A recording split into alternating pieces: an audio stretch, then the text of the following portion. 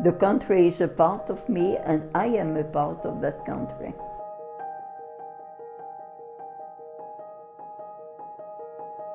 I've told you about my life and how I managed to survive, and I will tell you about how I arrived in Israel. For my parents it was a surprise because at the time Israel, the situation was very bad. But I was not afraid of anything.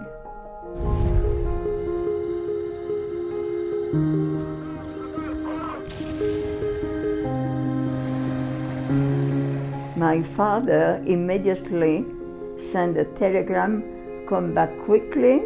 I sent a telegram back, I'm here and I stay here. That war lasted only about 1 week. And then, I started to learn how to go on. And since then, I did fall in love with Israel. There were a lot of people who arrived, new immigrants, and the atmosphere was very good.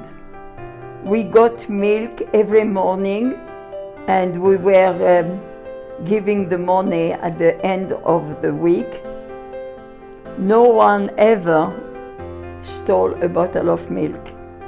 I did like very, very much that way of life. I was never religious, but being here in Israel, I started, of course, to have the Pesach with my husband's family and the Kippur, and I started to learn a little more about the Jewish way of life. And for the birth of my second son, my mother came to Israel. She discovered that country, our way of life. It was such a different sort of life from the way we have been living in Europe. I have been very quickly feeling part of Israel, and she understood why I wanted to stay here.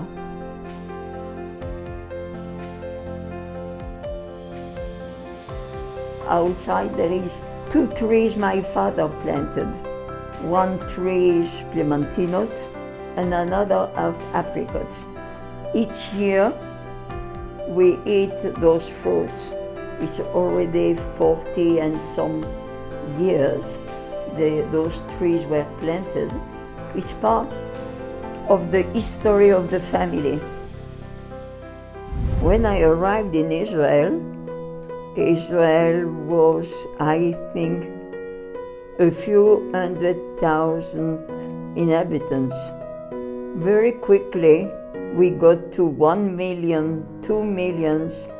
We got so many different people, so many different histories coming from everywhere. We are a country with so many different faces, and everyone did brought in a little bit of itself, and all that made Israel. There is a continuity in our lives. The life in France, and here in 1967 there was the 6-day war. For the first time we could go in the old city. At the entrance to the old city there were already the shops with souvenirs, and the first thing I did was to buy a cross to send to Madame Masona, a cross from the old city of Jerusalem. On the first Yom Ha'atzmaut after we got to Israel, my husband, he was going to the army, and he has been in the parade. 20 years later, my son Uri, he has been in the parade. We were so proud. I must say that in France, on the 14th of July, I never felt it was something important for me.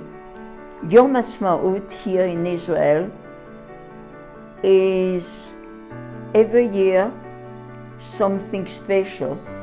That country getting older and establishing itself more and more among the nations. And living here has been for me very important. I did fall in love with the country, with the town, Jerusalem, and I was getting to be a real Israeli. The country is a part of me and I am a part of that country. That is where it's important for me to go on living as long as possible.